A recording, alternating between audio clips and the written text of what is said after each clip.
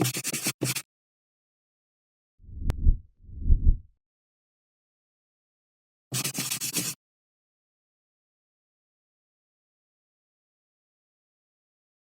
everyone. My name is Greg Anderson. I'm the owner of Restoration Management and Training Consultants, and I am an IICRC approved instructor in the category of water restoration.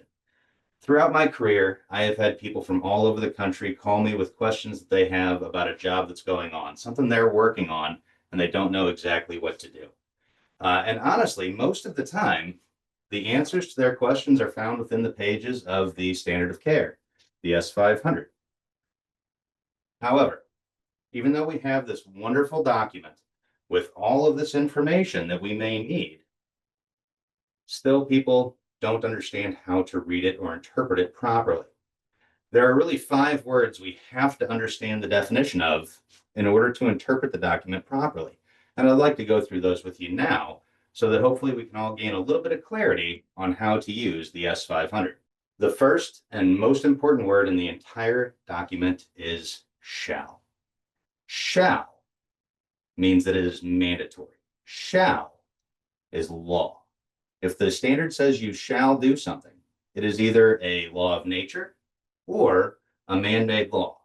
But if it is a shall, it has to be done. It is the most important, most powerful word in the document. Whether it says we shall or we shall not, we have to follow the shalls.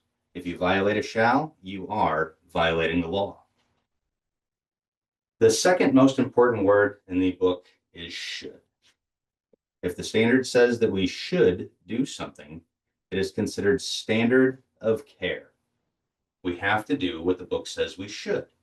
Now, if we violate a should, we're not necessarily breaking the law, and we probably are not, but we are violating the standard of care.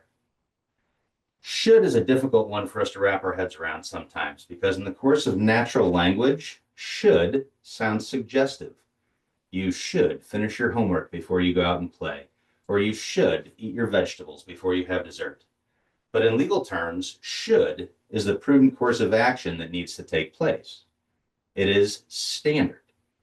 So whether the S500 tells us that we shall do something or we should do something, we need to interpret that as these things need to happen.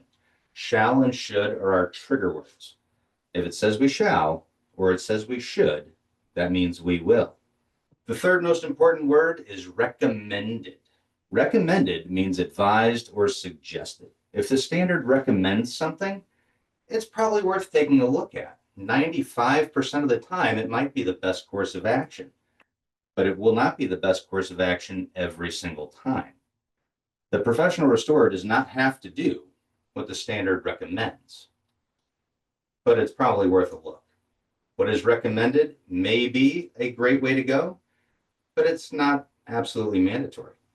It's just advised or suggested. Then there is may and can. May and can be a little tricky for us sometimes. So when I was a kid, I'd go to my mom and I'd say, "Mom, can I have a cookie?" And what's my mom likely to say? "I don't know. Can you?" "Ah, Mom." What's she looking for? She's looking for may. May I have a cookie? May is giving me permission to do something. Can just means possible or capable. If the standard says we may do something, we have permission to do that thing.